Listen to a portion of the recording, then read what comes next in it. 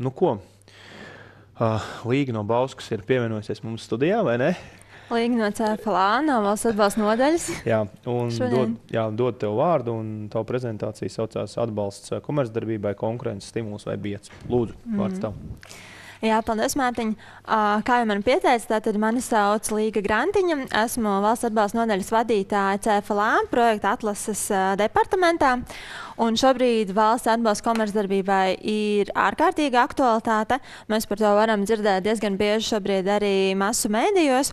Līdz ar to arī šī tēma tika iekļaut labās prakses seminārām.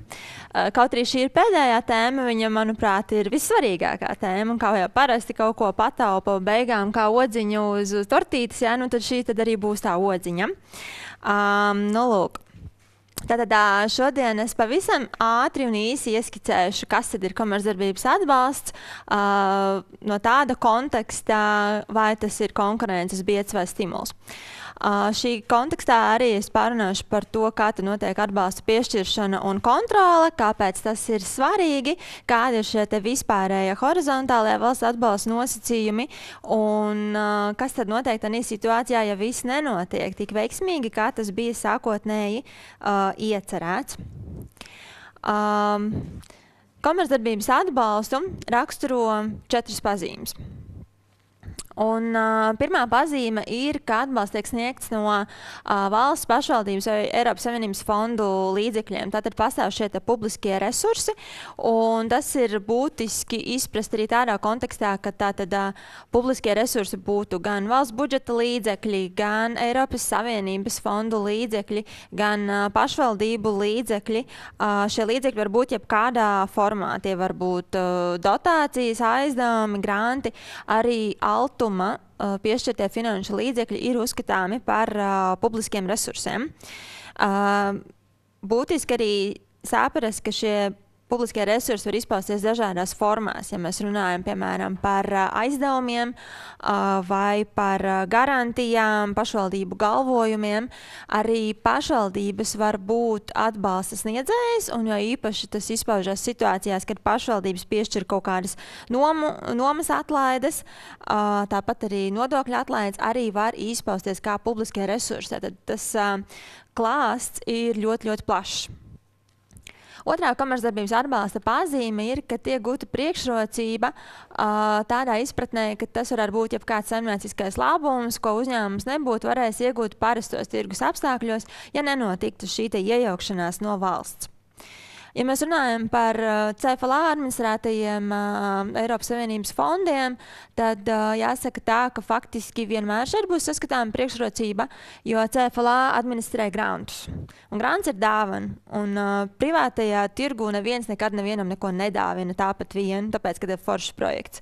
Nu, lūk, no CFLA puses tātad šis ir grants no Eiropas fondu līdzekļiem, kas nozīmē, ka viņš nav jāatmaksā.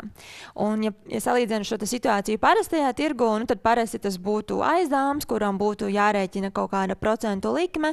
Iespējams, aizdevējs būtu interesēts saņemt kaut kādas garantijas, kā galvojumu vai kā ķīlu, hipotēku, bet no CFLA puses nekas tāds netiek pieprasīts. Līdz ar to tādā veidā arī izpaužās šī priekšrocība. Ja mēs runājam par aizdevumiem, garantijām, galvojumiem, tad valsts atbalsta kontekstā šeit tiek izmantots jēdziens atbalsta dotācijas ekvivalents. Tas saistāms ar to, ka nevis visa aizdevuma galvojuma vai garantijas summa ir uzskatāma par valsts atbalstu, bet valsts atbalsts ir tikai tā starpība, jo faktiski jau kaut kāda daļa tomēr šī aizdevēja aizņēmuma saņēmējiem ir jāatmaksā atpakaļ. Nu, lūk. Un, ja mēs runājam par altuma aizdevumiem, tad arī būtiska ir arī šī priekšrocība, kas izpaužās tādējādi, ka altums darbojās tirgus nepilnības apstākļos. Respektīvi, altums var dot aizdevumus tādā gadījumā, ja šos uzņēmumus nefinansē bankas. Un tāpēc altumam ir arī šāda prasība, ka uzņēmumam ir jāiesniedz altumā atteikums no bankas, un tikai tajā gadījumā altums var izskatīt iespēju šo aizdevumu izsniegt. Tātad tā priekšrocība izpaužās tādējādi, ka bankas, kā privātais tirgus šim uzņēmumam vispār atbalstu nesniedz nekādus aizdevumus, taču Altumam ir šāda iespēja, ka viņi izskata iespēju aizdevumu sniegt. Tā arī izpaužas šā te priekšrocība.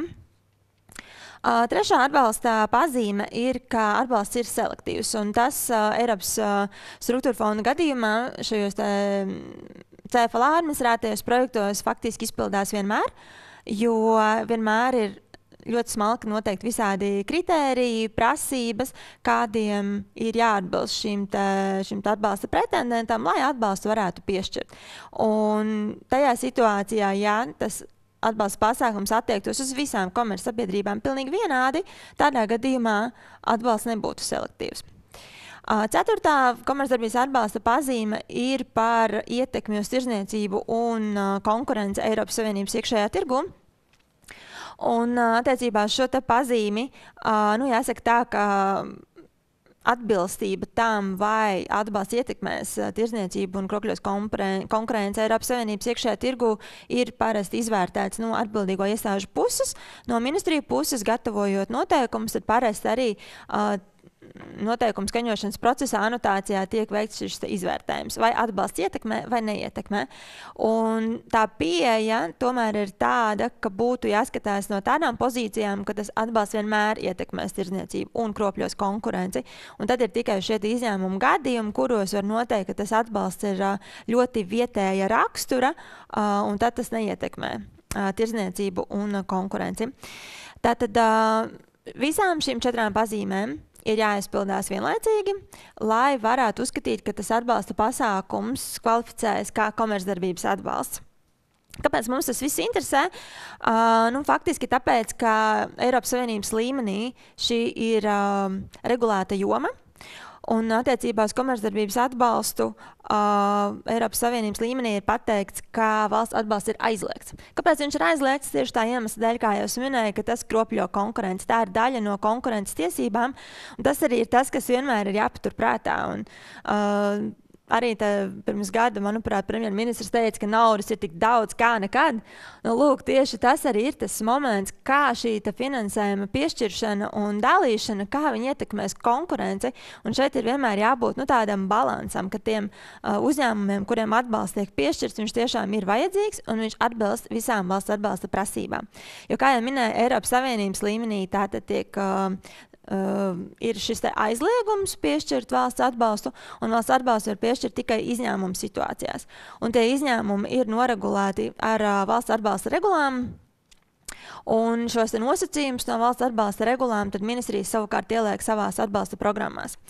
Un tā sarežģītā lieta jau ir tāda, ka atbalsta programmās ir nosacījumi, kas izriet no valsts atbalsta regulām, tad šeit ir arī nosacījumi, kas izriet no atbildīgo iestāžu kā nozares politiku veidotāju kaut kādām iecerēm un prasībām. Un treškārt vēl atbalsta programmās ir iekļauti arī fondu nosacījumi. Un tad atbalsta pretendents tad ir tās, kuram tad ir jāmēģina navigēt caur tām visām 3 prasību kopām, lai tas projekts atbilstu visām šīm prasībām. Un tad, kad CFLA vērtē projektu iesniedzēju atbilstību, tad tas ir tas iemesls, kāpēc dažkārt mēs varbūt pārāk detalizēti, pārāk piekasamies, tā varētu varbūt arī iesniedzējiem šķist, bet tā svarīgākā lieta jau ir, lai uz projektam apstiprināšanas brīdi, uz atbalsta piešķiršanas brīdi, lai CFLA būtu pilnīgi pārliecība, ka tas projekts, kā tas ir iecerēts, viņš atbildīs visām valsts atbalsta prasībām. Un tādā situācijā, ja CFLA kaut ko nepamana, vai projekta iesniedzējs ir kaut ko nesapratis vai pārpratis, tādā gadījumā tas viss var beigties ar to, ka tas atbalsts nevarēja tikt piešķirts, un tādā gadījumā tas atbalsts ir jāatmaksā atpakaļ. Un tādā brīdī nevarēs projekta iesniedzējs apgalvot, ka es taču biju iesniegumā jau norādījis, vai es ne tā sapratu, tiesiskā paļāvība un tam līdzīgi. Attiecībā uz valsts atbalstu, ja te ir kaut kādi pārkāpumi attiecībā uz atbalsta piešķiršanu, tad atbalsta saņēmējiem visi saņemtā summa būs jāatmaksā atpakaļ. Un par to arī būs man pēdējā slaidā nedaudz vairāk informācijas. Bet tātad uz atbalsta piešķiršanas brīdi CFLA veic šo izvērtējumu, un arī pēc tam projekta īstenošanā tiek veiktas šīs pārbaudas attiecībā uz faktisko izpildi. Vai tas, kā tas projekts tika paredzēts īstenot, vai tas tā faktiski arī ir noticis, un vai ir ievēroti visi nosacījumi, kas izriet no atbalsta programmām. Viens no tādiem horizontālajiem nosacījumiem ir par atbalsta stimulējošo ietekmi. Atbalsta stimulējošā ietekme izriet no valsts atbalstā regulas, no vispārējās valsts atbalstā regulas, un tā ideja ir pavisam vienkārša. Vispirms tiek iesniegts projekta iesniegums atbalsta piešķīrēja iestādē, un tikai pēc tam tiek sākti darbi projektā. Ja ir situācija tāda, ka projekta iesniedzējs jau ir uzsācis darbus pirms tam, tad faktiski projekta iesniedzējs ir demonstrējis spēju šo projektu īstenot bez valsts atbalsta.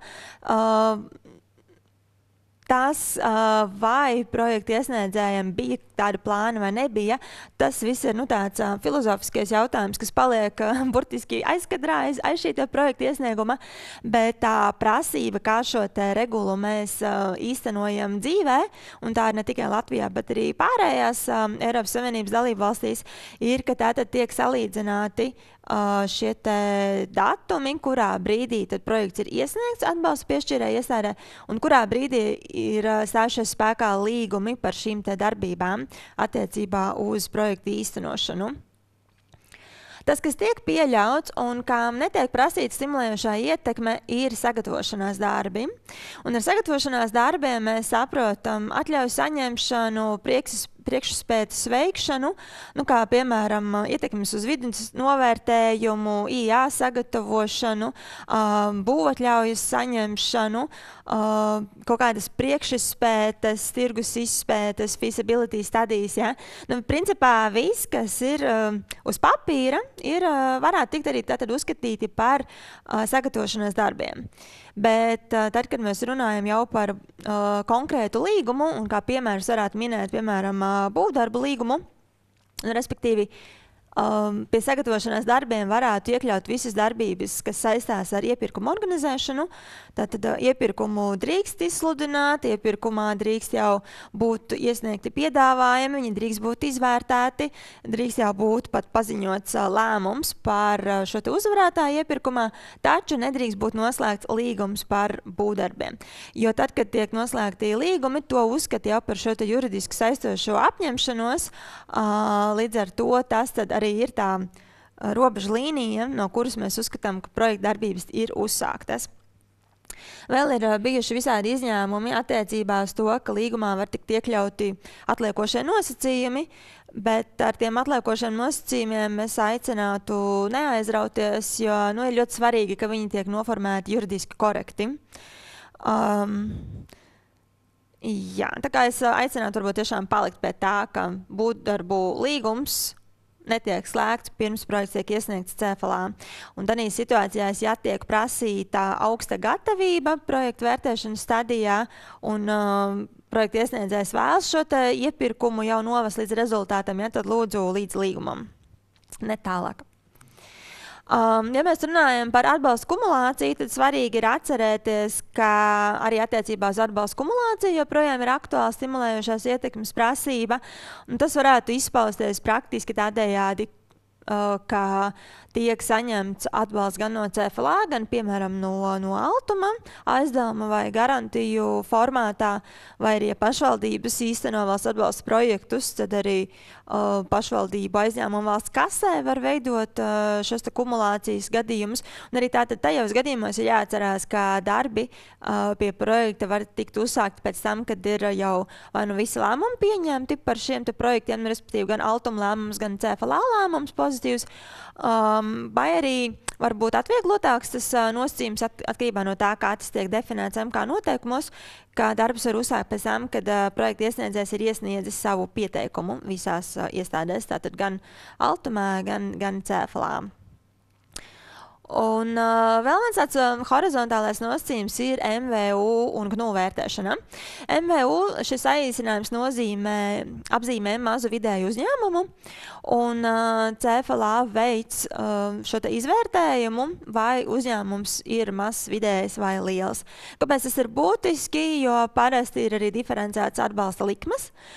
Parasti lielajiem uzņēmumiem šī atbalsta likme ir mazāka, mazajiem uzņēmumiem atbalsta likme ir augstāka. Kāpēc? Ļoti vienkārši, jo mazajiem uzņēmumiem atbalsts ir nepieciešams vairāk nekā lielajiem. Lielais uzņēmums jau pats ir spējis, droši vien gan varbūt jau darbojās ilgu laiku tajā uzņēmumā, viņam tie resursi ir pieejamāki nekā mazam uzņēmumam. Un otrs moments ir GNU. Šis apzīmējums savukārt nozīmē grūtībās nonākušu uzņēmumu, kas principā nozīmē, ka mēs CFLA izvērtējam, vai uzņēmums nav nonācis finansiālās grūtībās pirms atbalsta piešķiršanas. Faktiski mēs šos divus statusus novērtējam divas reizes. Pirmais ir uz atbalsta pieteikuma iesniegšanas brīdi, un otrais uz atbalsta piešķiršanas brīdi, lai gūtu šo pārliecību, ka uzņēmuma statusi ir atbilstoši. Un pats pēdējais slaids tātad par atbalsta atgūšanu, un tas iestājās tajās situācijās, ja ir konstatējums valsts atbalsta nosacījumu pārkāpums, un tas pamatprincips ir tāds, ka tajā situācijā, ja šāds pārkāpums tiek konstatēts, tad atbalsta saņēmējiem ir jāatmaksā atbalsta piešķīrējiem nelikumīgais saņemtais valsts atbalsts kopā ar procentiem. Procenti un vispār viss šis regulējums, kāpēc ir jāatgūst, ir paredzēts, un tas izriet no tā principa, ka ir nepieciešams atjaunot situāciju tirgu, kāds tas būtu bijis, ja tas atbalsts nebūtu piešķirts. Un tā iemesla dēļ arī ir šis nosacījums, ka ir jāatmaksā viss, kas ir saņemts, un otrkārt tiek aprēķināti arī šie nelikumības procenti, kuru likmi nosaka atbilstoši Eiropas Savienības vēstnesī publicētajām likmēm. Un tas nozīmē, ka ja šobrīd ir likmes paaugstinājušās attiecībā uz kredītiem, tātad šīs likmes, kādas bankas piemēro saviem aizdevumiem, tad tieši šie paši procentu likmes ir pieaugušas arī attiecībā uz atbalsta atmaksāšanu. Es vēlos savas prezentācijas noslēgumā novēlēt, lai mums šādas atbalsta atgūšanas lietas nebūtu. Paldies par uzmanību. Jā, tas novēlējums cerams sadzirdēs kādu ausi, jo to nekad nevar, kā saka, pilnībā izslēgt. Bet man jāsaka tā, Līga, ir viens jautājums, kuru nezinu, vai tu spēsi atbildēt, jo tas īsti neskar valsts atbalstu, bet atcīmredzot, tu esi radījusi profesionāla un spējīga cilvēka iespēja, tāpēc es mēģināšu trāpīt ar jautājumu, bet, ja tu uzreiz pasaki, ka tu nevari vai nezini, tad droši saki, jo jautājums patiesībā ļoti specifiski par vienas vienības izmaksas metodu. Ņems jautājumu? Jā, tas tiešām tā kā parasti nav attiecināms uz valsts atbalsta kontekstu. Jā. Un citiem vārdiem runājot, kā ir ar valsts, ar vienas vienības izmaksas metodu atlīdzības sadaļā. Es saprotu, tas absolūti nav saistīts ar valsts atbalstu, jo kā tiks organizēts pārbaudas no aģentūras puses, es pieņemu, ka šis ir jautājums, kuru šobrīd mēs nevarēsim atbildēt. Tas, man liekas, ir vairāk jautājums metodiķiem, jā. Bet acīm redzot, tad varbūt ir jāpaskaidro, kas tad ir šis komercdarbības atbalsts. Es kā mēģināju ieskicēt, ka tātad komercdarbības atbalstu raksturo 4 pazīmes. Es paiešu atpakaļ ar slaidiem. Lūk, šeit tātad ir visas šīs 4 pazīmes. Un, man liekas, tas ir tāds ļoti izplatīts mīts, kad uzskata, ka jebkas, ko es saņemu no valsts, ir valsts atbalsts. Tas ir pirmais mīts. Otrais mīts ir, ka tas, ko dala CFLA, ka tas ir valsts atbalsts. Arī tas ir mīts, un tā nav taisnība, jo mēs CFLA administrējam ļoti dažādus fondus, ir ļoti dažādi atbalsta pasākumi, ir tādi, kuri ietver šo komercdarbības atbalstu, un ir arī tādi, kuri neietver komercdarbības atbalstu. Un komercdarbības atbalsta veidi arī ir dažādi. Ir šī valsts atbalsta vispārējā regula, tad ir de minimis, tad ir valsts atbalsts attiecībā uz sabiedriskajiem pakalpojumiem, uz sabiedrisko transportu. Tās jomas ir ļoti dažādas, un to visu nevajadzētu arī iemest tādā vienā katlā. Un, ja mēs runājam par vienas vienības izmaksām, tad savulaik arī bija paredzēts izņēmums, ka vienas vienības izmaksas nevarēs attiecināt uz fondiem, bet tā kā mums ir 21-27 periodā visu laiku runa par vienkāršošanu, kā to atvieglot, tad arī komisija ir meklējusi šos ceļus, kā atvieglot to uzraudzību, un tāpēc ir iecerēts, ka arī uz valsts atbalsta projektiem varēs izmantot vienas vienības izmaksas, bet arī ne uz visiem. Tad tur ir jāskatās ļoti šauri un specifiski, vai tas veids, kas tur ir paredzēts, vai uz to varēs. Piemēram, uz de minimis ir vispārīgi paredzēts, ka uz de minimis varēs piemērot vienas vienības izmaksas. Uz sabiedriskajiem pakalpojumiem principā arī, bet tad būs jānočeko šī pārkompensācija vai nerodas pārkompensācija, ja tiek piemērotas vienas vienības izmaksas. Mēs nesmaksājam par daudz citiem vārdiem runājot. Skaidrs. Labi. Ko lai saka? Paldies tev par prezentāciju.